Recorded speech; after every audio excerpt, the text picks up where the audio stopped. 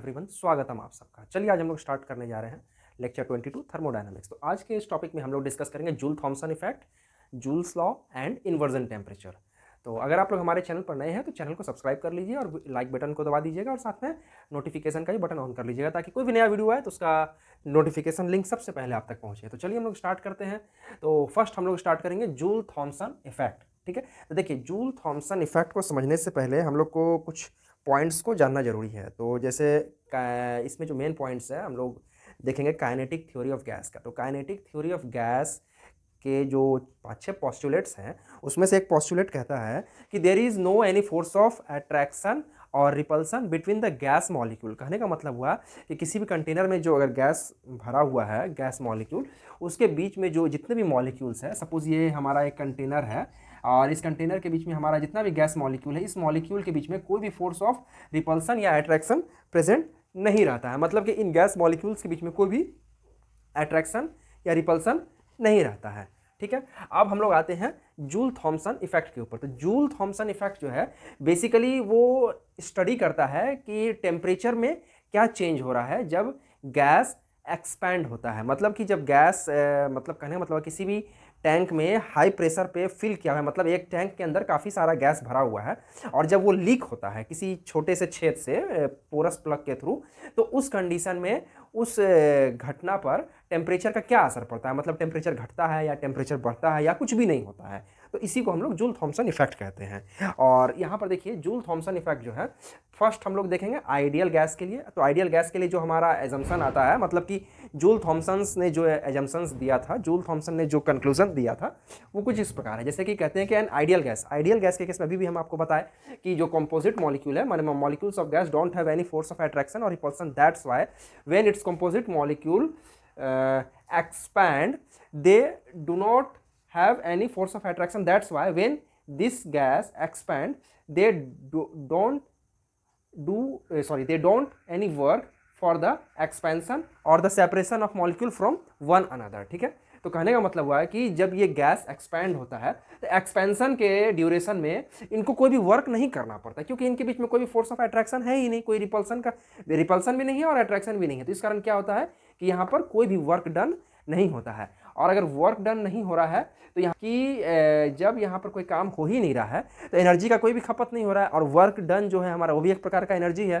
तो यहाँ पर जब एनर्जी का यूज़ नहीं हो रहा है तो टेम्परेचर का कोई चेंजिंग नहीं होता, क्योंकि जाहिर सी बात है जब ये कोई काम कर ही नहीं रहा है तो इसका कुछ एनर्जी खर्च होगा ही नहीं और एनर्जी खर्च नहीं होगा तो टेम्परेचर में कोई चेंजिंग नहीं आएगा। ठीक है, इसलिए कहते हैं ideal gas when it's composite N ideal gas कहता है in ideal gas it's composite molecule do not have any force of attraction. ठीक है, जैसा कि अभी हम बताएं यहाँ पर कोई फोर्स ऑफ अट्रैक्शन है, so this molecule don't work during expansion. इस कारण से ये जब एक्सपेंड होता है एक्सपेंशन के समय में कोई वर्क नहीं करता और वर्क नहीं करने के कारण there is no expenditure of energy. एक लाइन और यहाँ पर जोड़ेंगे, so there is no any expenditure of energy for the separation of molecule from one another और एक्सपेंशन। ठीक है, या तो सेपरेशन बोलिए या एक्सपेंशन बोलिए, इसमें कोई एनर्जी का खपत नहीं होता है।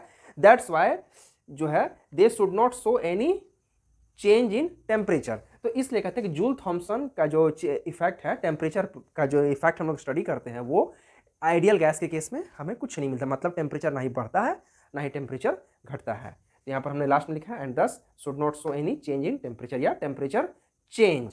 तो ये हम लोग कह रहे हैं द एंड दस शुड नॉट शो, क्योंकि हम लोग तो इसको थ्योरेटिकली स्टडी कर रहे हैं, यहाँ पर तो प्रैक्टिकली स्टडी हो नहीं रहा है क्योंकि प्रैक्टिकल कंडीशन में आइडियल गैस तो एग्जिस्ट करता ही नहीं है। आइडियल गैस एग्जिस्ट करता है at a very high temperature और वेरी लो प्रेशर। ठीक है, तो जब प्रेशर लो रहेगा और टेम्परेचर हाई रहेगा तब आइडियल गैस एग्जिस्ट करता है। लेकिन हम लोग देख रहे हैं कि ये यहाँ पर तो गैस को तो एक हाई प्रेशर में सील किया हुआ है किसी एडियाबेटिक टैंक में और वहाँ से जो है ये एक्सपैंड हो रहा है। तो एक्सपैंड हो रहा है तो उस पर क्या असर पड़ता है। तो कहने का मतलब है कि जब गैस हमारा जो भी नेचर में हमारा गैस है वो सभी रियल गैस है, आइडियल गैस कोई भी नहीं है। ठीक है, तो जूल थॉमसन इफेक्ट का जो भी रिजल्ट हम लोग को मिलता है, मतलब पॉजिटिव या नेगेटिव जो भी मिलता है वो रियल गैस के केस में मिलता है। ठीक है, आइडियल गैस के केस में जूल थॉमसन इफेक्ट हमारा जीरो हो जाता है। ठीक है, एंड तो अब हम लोग देखेंगे रियल गैस के केस में जो है हमारा जूल थॉमसन इफेक्ट और जूल थॉमसन इफेक्ट का क्या असर होता है। ठीक है, तो देखिए ये जो है जूल थॉमसन ने जो भी एक्सपेरिमेंट किया था, they conducted this experiment on the real gas. ठीक है, एंड उसमें उनका जो कंक्लूजन था वो कुछ इस तरह था कि व्हेन ठीक है। When the stream of real gas at high pressure, जैसा कि अभी हम बताएं आपको, ठीक है, ये जो गैस है एट हाई प्रेशर पर है, ठीक है, किसी टैंक के अंदर है। टैंक हमारा एडियाबेटिक है।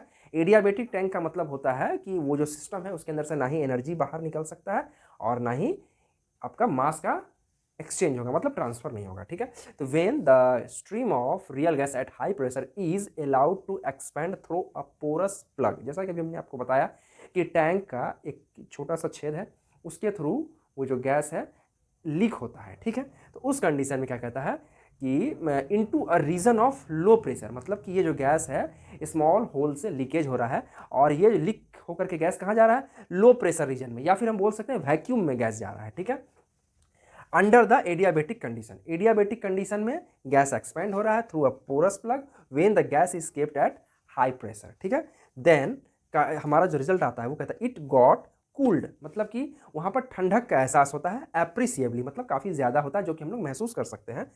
And except for two gases, यहाँ पर जो ये टू गैस यानी हाइड्रोजन और हीलियम के केस में ऐसा नहीं होता। हाइड्रोजन और हीलियम जो है वो वार्म हो जाता है अंडर द सिमिलर कंडीशन, मतलब इस कंडीशन में ये जो गैस है गर्म हो जाएगा। और ऐसा जो इसलिए होता है क्योंकि उसके लिए हम लोग को आइडियल गैस का जो इक्वेशन है और वेंडर वाली इक्वेशन को डिस्कस करना पड़ेगा, तभी हम लोग उसको यहाँ पर डिस्कस नहीं करेंगे। जो बात है जूल थॉमसन इफेक्ट का वो हम लोग को समझना है। When a stream of real gas at high pressure is allowed to expand through a porous plug into a region of low pressure under the adiabatic condition, it got cooled appreciably, but in case of hydrogen and helium it get warmed under the similar condition। ये जो similar condition है उस पर ये gas गर्म हो जाता है, लेकिन ये गैस भी सिमिलर रिजल्ट देता है, मतलब कि एक्सपेंड होने पर ठंडा होगा, बट उसका कंडीशन क्या है कि उस समय गैस का जो मतलब एडियाबेटिक सिस्टम है, एडियाबेटिक सिस्टम का टेम्परेचर -50 डिग्री होना चाहिए फॉर हाइड्रोजन, एंड हीलियम के केस में -240 डिग्री होना चाहिए। अगर इतना टेम्परेचर हम लोग मेंटेन करेंगे तब ये भी गैस जब एडियाबेटिकली एक्सपैंड होगा तब ये भी कूल हो जाएगा। इसका एक प्रैक्टिकल एग्जांपल आप अगर देखना चाहें तो देख सकते हैं। जैसे आप लोग देखे होंगे पार्टी में या शादी में जब मतलब भोजन पकता है तो जो हमारा एलपीजी सिलेंडर होता है उसको जो है जो कुक होते हैं हमारे हलवाई, वो बड़े वाले चूल्हे से कनेक्ट करके काफ़ी ज़्यादा मतलब फ्लेम में पकाते हैं खाना को, ठीक है। तो आप देखिएगा वहाँ पर जब फ्लेम बहुत हाई रहता है तो गैस तो बहुत स्पीड से निकलता है, तो उस समय क्या होता है आप देखिएगा जो गैस का सिलेंडर है हमारा उसके ऊपर जो है पानी जो है प्रेसिपी मतलब कंडेंस होकर के जम जाता है, ठीक है। वो ऐसा इसलिए होता है क्योंकि सिलेंडर जो है काफ़ी ठंडा होने लगता है और उसके कारण उसके ऊपर ठंडा ठंडा पानी जो है जो हमारे एनवायरनमेंट का जो वेपर है वो उस कोल्ड बॉडी के जब टचअप में आता है तो वो जो है कंडेंस होकर के वाटर में कन्वर्ट हो जाता है। तो ये हम लोग प्रैक्टिकल एग्जाम्पल है, देख सकते हैं। और लेकिन ये जो है हाइड्रोजन और हीलियम के केस में जो है हाइड्रोजन में -50 डिग्री और हीलियम केस में -240 डिग्री रहेगा, तभी होगा। और यही टेम्परेचर जो है इस गैस का इन्वर्जन टेम्परेचर। इन्वर्जन टेम्परेचर होता है कि वैसा टेम्परेचर जिस टेम्परेचर के नीचे मतलब उस टेम्परेचर से अगर कम टेम्परेचर पर हम अगर ये एक्सपेरिमेंट जो है जूल थॉमसन एक्सपेरिमेंट कंडक्ट करते हैं तो हमको वहाँ पर जो है कूलिंग का सेंसेशन मिलता है। उस टेम्परेचर को हम लोग इन्वर्जन टेम्परेचर कहते हैं। इसको बाय डेफिनेशन हम लोग लिख सकते हैं, definition the temperature below which a gas become cooler on expansion is called an inversion temperature. तो हर एक गैस का एक इन्वर्जन टेम्परेचर फिक्स होता है। उस टेम्परेचर के अगर हम नीचे जूल थॉमसन एक्सपेरिमेंट को कंडक्ट करेंगे तो वहाँ पर हमको जो कूलिंग सेंसेशन है, कूलिंग का मतलब जो रिजल्ट है वो मिलता है। लेकिन अगर इस टेम्परेचर से ऊपर करेंगे तो ये जो रिजल्ट है हमको नहीं मिलेगा, ठीक है।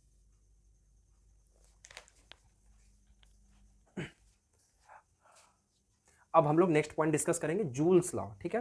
तो जूल्स लॉ को डिस्कस करने के लिए हमको आइडियल गैस का कंडीशन लेना पड़ेगा। तो देखिए आइडियल गैस में अभी हमने आपको बताया कि जो भी गैस मॉलिक्यूल होता है उसके बीच में कोई भी फोर्स ऑफ अट्रैक्शन नहीं होता है, ठीक है। और इसके अलावा एक्सपेंशन का जो केस होता है, सपोज कीजिए कि एक कंटेनर है, यहाँ पर एक ये सिस्टम है, पूरे सिस्टम है जिसमें कि एक कंटेनर है और कंटेनर के अंदर बहुत सारा गैस है, ठीक है। और ये वाला जो पार्ट है ये वैक्यूम है, ठीक है। तो ये जब यहाँ से एक्सपैंड हो रहा है इस होल के थ्रू, ठीक है, तो जब यहाँ से एक्सपैंड हो रहा है तो ये जो गैस है जब वैक्यूम में जा रहा है तो वैक्यूम है, वैक्यूम मतलब कि यहाँ पर कोई भी एक्सटर्नल प्रेशर जो है प्रेजेंट नहीं है। तो जब एक्सटर्नल प्रेशर यहाँ पर कुछ भी नहीं लग रहा है इस गैस को बाहर निकलने से रोकने के लिए, तो इसका मतलब हो रहा है कि यहाँ पर जो गैस है वो फ्री एक्सपेंशन हो रहा है, वहाँ पर कोई भी प्रेशर का रोल नहीं है, ठीक है। तो हम लोग इसलिए कहते हैं when an ideal gas expand in a vacuum then it does no any work because, इसका कारण ये है कि द प्रेशर, ये जो प्रेशर है that is external pressure against which expansion occur is zero. तो वैसा प्रेशर जिसके अगेंस्ट में ये एक्सपैंड हो रहा है वो जीरो है, दैट इज एक्सटर्नल प्रेशर। तो इसको समझने के लिए हम लोग यहाँ पर लिख सकते हैं because the external pressure against which expansion is taking place, expansion occurs is zero. हम लोग जानते हैं वर्क ऑफ एक्सपेंशन का जो मैथमेटिकल फॉर्म होता है W equal to negative of PEXT that is external pressure into dV with the integration of equation with the lower limit V1 and the final limit और the upper limit is V2। तो हम लोग जानते हैं कि यहाँ पर ये वैक्यूम है यानी एक्सटर्नल अप्लाइड प्रेशर कुछ भी नहीं है, तो एक्सटर्नल प्रेशर की जगह पर जीरो पुट करते हैं, हम लोग को W जो है यहाँ पर जीरो मिलता है। ठीक है, अब हम लोग जानते हैं from the first law of thermodynamics Q equal to del U plus W होता है। ठीक है, तो यहाँ पर क्या देख रहे हैं हम लोग कि ये जो W है जीरो हमको आ गया, तो हम लोग ये देख रहे हैं that is Q equal to del U होता है।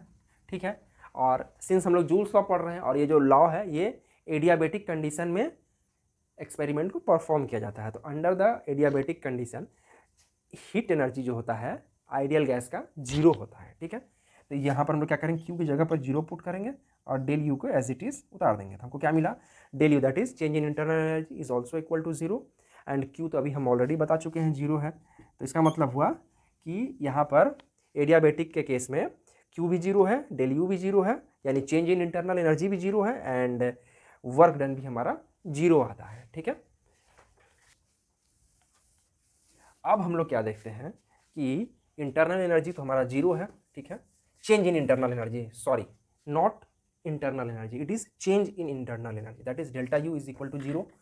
और थर्मोडायनामिक्स में हम लोग कुछ पहले क्लास में डिस्कस किए थे कि इंटरनल एनर्जी जो होता है वो हमारा स्टेट फंक्शन होता है। ठीक है, स्टेट फंक्शन होगा तो वो एक एग्जैक्ट डिफरेंशियल होगा। तो स्टेट फंक्शन क्या है और एग्जैक्ट डिफरेंशियल क्या है, हमारे थर्मोडायनामिक्स के प्लेलिस्ट में आप जा सकते हैं, स्पेशल वीडियो बना हुआ है, आप उसको देख सकते हैं। ठीक है, हम लोग उसको यहाँ डिस्कस नहीं करेंगे।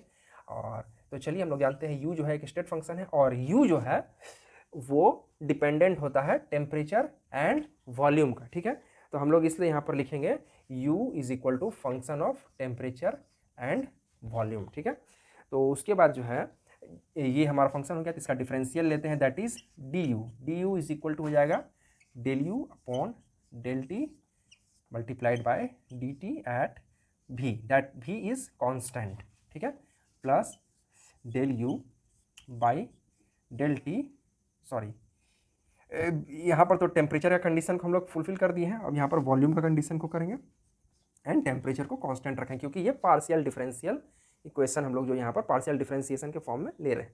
तो पार्शियल डिफरेंशिएशन के फॉर्म में जिस टर्म को हम लोग वेरिएबल मानते हैं सिर्फ उसी का डिफरेंशिएशन होता है और रेस्ट पार्ट कांस्टेंट हो जाता है। तो यहाँ पर दो टर्म है T एंड V, तो ये टेम्परेचर के टर्म में डिफरेंशिएट हो रहा है तो वॉल्यूम कांस्टेंट होगा और वॉल्यूम के टर्म में डिफरेंशिएट हो रहा है तो टेम्परेचर हमारा कांस्टेंट होगा। ठीक है, अब हम लोग देख रहे हैं कि ये जो हम लोग स्टडी कर रहे हैं ये एडियाबेटिक केस में हम लोग स्टडी कर रहे हैं। ठीक है, और उसके अलावा जो है यहाँ पर हम लोग देख रहे हैं कि एडियाबेटिक एक्सपेंशन में अभी हम लोग देखिए थोड़ा देर पहले कि जूल थॉमसन इफेक्ट में कि टेम्परेचर का कोई भी चेंजिंग नहीं होता जब आइडियल गैस एक्सपेंड होता है अंडर द एडियाबेटिक कंडीशन में। तो हम लोग लिखेंगे for adiabatic expansion dt is equal to zero, dt equal to zero हो जाएगा, मतलब यहाँ पर dt की जगह पर जीरो पुट करेंगे तो ये वाला जो टर्म है हमारा जीरो हो जाएगा।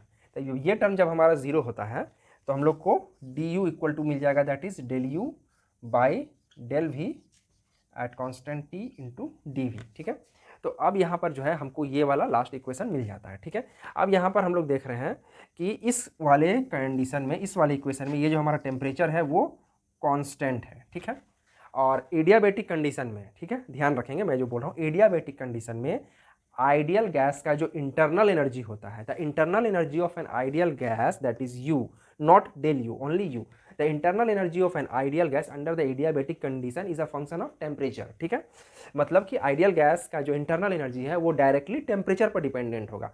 अगर टेम्परेचर चेंज नहीं हो रहा है तो इंटरनल एनर्जी का कोई भी चेंजिंग नहीं होगा। यहाँ पर हम लोग को क्या शो हो रहा है दैट इज टी हमारा कॉन्स्टेंट है, अगर टी कांस्टेंट है तो u भी हमारा कांस्टेंट होगा क्योंकि ये दोनों डायरेक्ट डिपेंडेंट। अगर u कांस्टेंट है मतलब u चेंज हो ही नहीं रहा है, तो u जब चेंज हो ही नहीं रहा है तो डेल्टा u होगा ही नहीं क्योंकि चेंज इन इंटरनल एनर्जी होगा ही नहीं। तो ये जो हमारा पार्ट है दैट इज डेल्टा u ये हो जाएगा हमारा 0 के बराबर, ठीक है। जब डेल्टा यू हमारा 0 के बराबर होगा तो इसका क्या मतलब हुआ कि ये वाला जो पार्ट है पूरा, that is del U by del V at constant T into del V is equal to 0, ठीक है। लेकिन हम लोग यहाँ पर क्या देख रहे हैं कि ये जो हम लोग केस स्टडी कर रहे हैं, ये जो हमारा एडियाबेटिक एक्सपेंशन का केस है, ठीक है। एक्सपैंड हो रहा है गैस, अगर गैस एक्सपैंड हो रहा है तो यहाँ पर जो वॉल्यूम है वो इंक्रीज कर रहा है, ठीक है। तो अगर वॉल्यूम इंक्रीज कर रहा है यानी कि इनिशियल वॉल्यूम और फाइनल वॉल्यूम के जो है मतलब इनिशियल वॉल्यूम और फाइनल वॉल्यूम में कुछ डिफरेंस आ रहा है, दैट इज वॉल्यूम चेंज हो रहा है। तो यहाँ पर हम लोग क्या देख रहे हैं, डी भी, तो डी भी हमारा 0 नहीं होगा, ठीक है। तो हम लोग यहाँ पर देख रहे हैं कि but it is the case of expansion, ठीक है, it is the case of expansion and D भी इज फाइनाइट, ठीक है। हेंस हम लोग यहाँ पर लिखेंगे हेंस ये वाला part del U by del V at constant T, del U by del V at constant T is equal to 0, ठीक है। और ये है हमारा जूल्स लॉ, दैट इज हम लोग कह सकते हैं the change in internal energy with temperature at constant temperature is the change in internal energy with volume at constant temperature is 0, ठीक है। तो हम कह सकते हैं कि ये जो पार्ट हुआ यही हमारा जूल्स लॉ है, और ये कहता है the change in internal energy of an ideal gas, ideal gas का जो इंटरनल एनर्जी चेंज होता है विथ वॉल्यूम, मतलब वॉल्यूम के चेंज होने से एट कॉन्स्टेंट टेम्परेचर इज 0, मतलब कि आइडियल गैस का एनर्जी नहीं चेंज होता है, वॉल्यूम चाहे कितना भी चेंज हो जाए अगर टेम्परेचर कांस्टेंट रहेगा। तो इसलिए ये वाला जो स्टेटमेंट है इसको हम अलग तरीके से भी लिख सकते हैं, इसको ऐसे भी लिख सकते हैं, there is no change in internal energy, there is no change in internal energy of an ideal gas with volume at constant temperature, मतलब टेम्परेचर जब कांस्टेंट रहेगा आइडियल गैस का एनर्जी नहीं चेंज होगा चाहे वॉल्यूम कितना भी क्यों ना चेंज हो जाए। तो ये हमारा था जूल्स लॉ। तो आज के वीडियो में बस हम लोग यहीं तक देखेंगे, और अगर आपको इसके अलावा अगर कोई टॉपिक ऐसा है जो नहीं समझ में आता है तो आप लोग उसका जो टॉपिक पॉइंट है डिस्क्रिप्शन बॉक्स में, सॉरी जो कमेंट बॉक्स है उसमें आप लोग लिख सकते हैं, हम लोग आपको उस टॉपिक का भी वीडियो अवेलेबल करवाएंगे। तो फिर मिलते हैं एक अगले वीडियो में, तब तक के लिए थैंक यू।